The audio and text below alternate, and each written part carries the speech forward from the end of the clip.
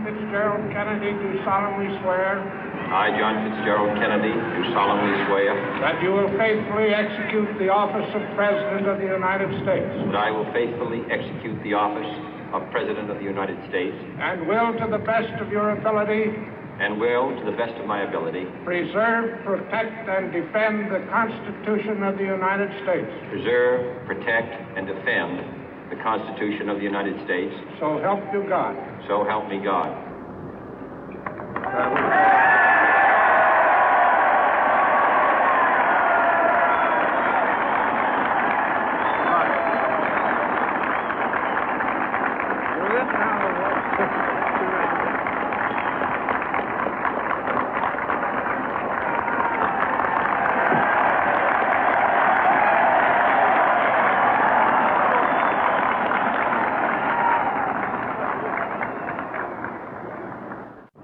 Vice President Johnson, Mr. Speaker, Mr. Chief Justice, President Eisenhower, Vice President Nixon, President Truman, Reverend clergy, fellow citizens.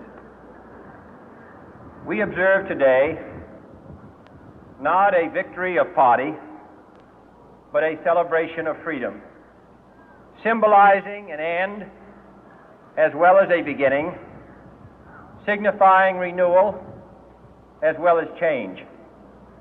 For I have sworn before you and Almighty God the same solemn oath our forebears prescribed nearly a century and 3/4 ago. The world is very different now, for man holds in his mortal hands the power to abolish all forms of human poverty and all forms of human life. And yet the same revolutionary beliefs for which our forebears fought are still at issue around the globe. The belief that the rights of man come not from the generosity of the state, but from the hand of God. We dare not forget today that we are the heirs of that first revolution.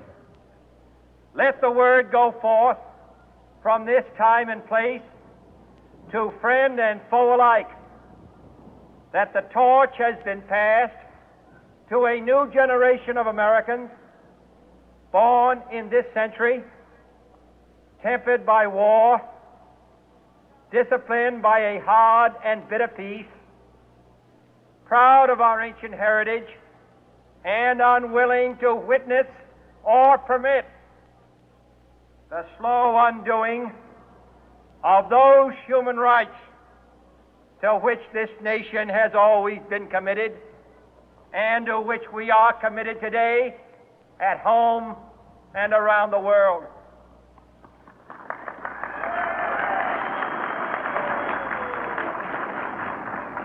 Let every nation know, whether it wishes us well or ill, that we shall pay any price, bear any burden, meet any hardship, support any friend, oppose any foe to assure the survival and the success of liberty.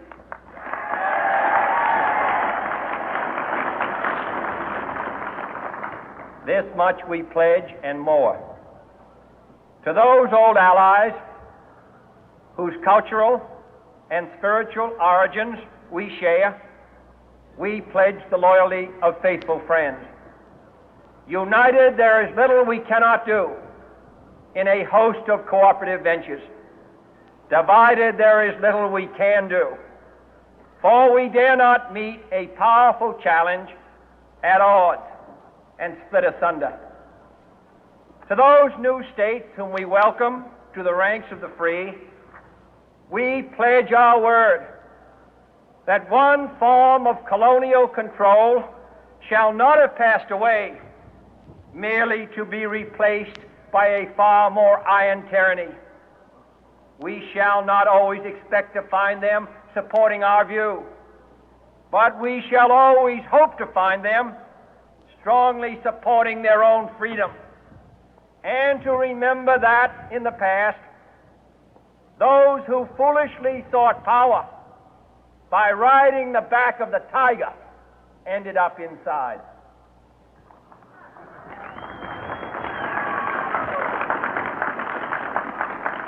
To those people in the huts and villages of half the globe struggling to break the bonds of mass misery, we pledge our best efforts to help them help themselves for whatever period is required, not because the communists may be doing it, not because we seek their votes, but because it is right. If a free society cannot help the many who are poor, it cannot save the few who are rich.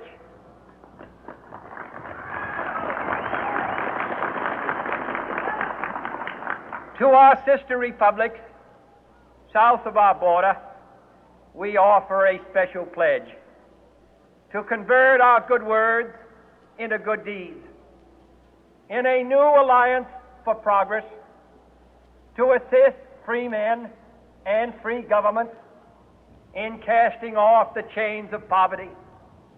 But this peaceful revolution of hope cannot become the prey of hostile powers.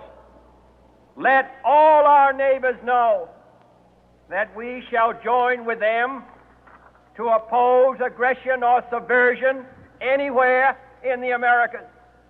And let every other power know that this hemisphere intends to remain the master of its own house.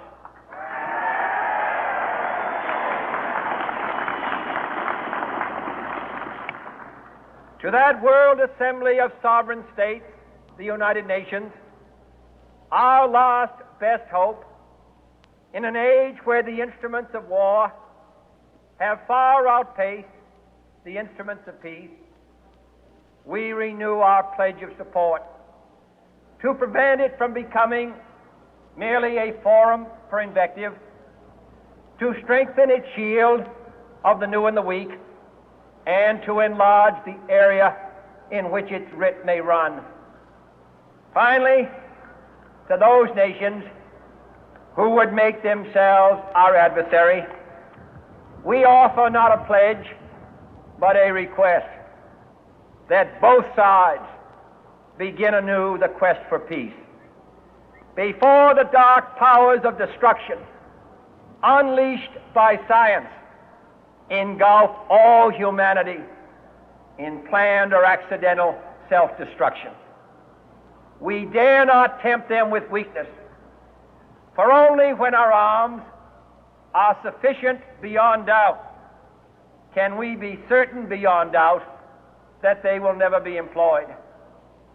But neither can two great and powerful groups of nations take comfort from our present course, both sides overburdened by the cost of modern weapons, both rightly alarmed by the steady spread of the deadly atom, yet both racing to alter that uncertain balance of terror that stays the hand of mankind's final war. So let us begin anew, remembering on both sides that civility is not a sign of weakness, and sincerity is always subject to proof. Let us never negotiate out of fear, but let us never fear to negotiate.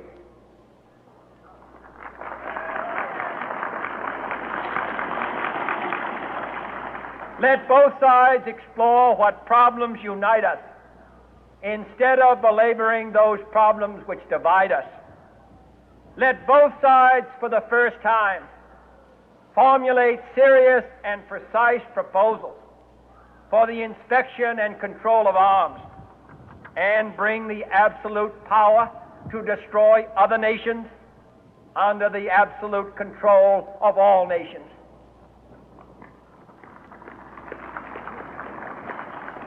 Let both sides seek to invoke the wonders of science instead of its terrors. Together, let us explore the stars, conquer the deserts, eradicate disease, tap the ocean depth, and encourage the arts and commerce.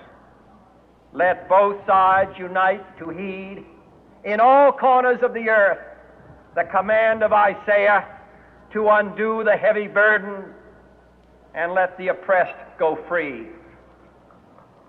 And if a beachhead of cooperation may push back the jungle of suspicion, let both sides join in creating a new endeavor, not a new balance of power, but a new world of law, where the strong are just and the weak secure and the peace preserved. All this will not be finished in the first 100 days, nor will it be finished in the first 1,000 days, nor in the life of this administration, nor even perhaps in our lifetime on this planet. But let us begin.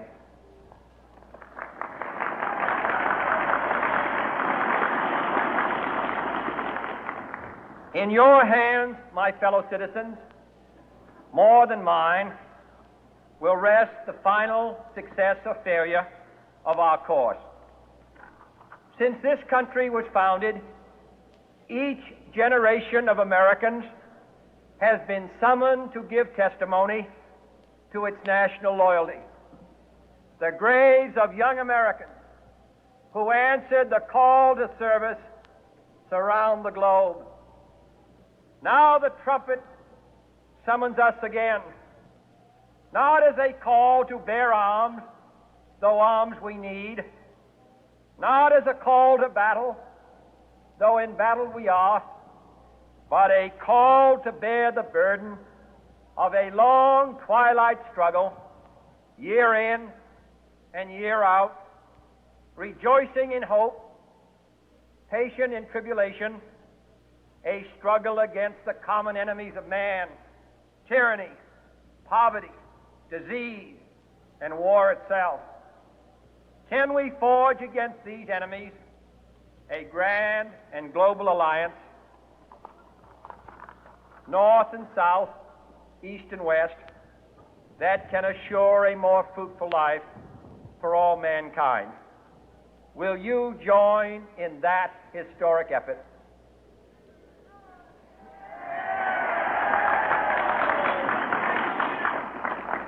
In the long history of the world, only a few generations have been granted the role of defending freedom in its hour of maximum danger.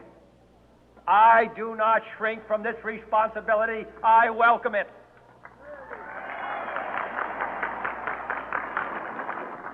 I do not believe that any of us would exchange places with any other people or any other generation. The energy, the faith, the devotion which we bring to this endeavor will light our country and all who serve it. And the glow from that fire can truly light the world. And so, my fellow Americans, ask not what your country can do for you, ask what you can do for your country.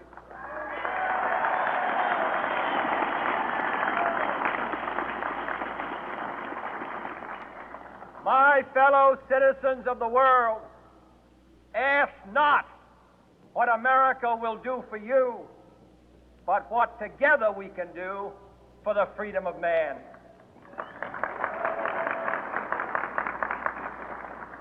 Finally, whether you are citizens of America or citizens of the world, ask of us here the same high standards of strength and sacrifice which we ask of you. With a good conscience, our only sure reward, with history the final judge of our deeds, let us go forth to lead the land we love, asking His blessing and His help, but knowing that here on earth God's work must truly be our own.